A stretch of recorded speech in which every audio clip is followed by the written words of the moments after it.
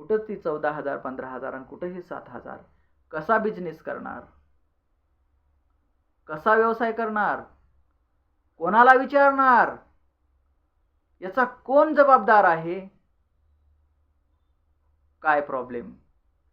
माझ्या बापाचा, माझ्या भावाचा, कोणाचा प्रॉब्लेम? दुसरी गोष्ट, ठीक आहे ते बाजूला विषय राहू द्या. दुसरी गोष्ट,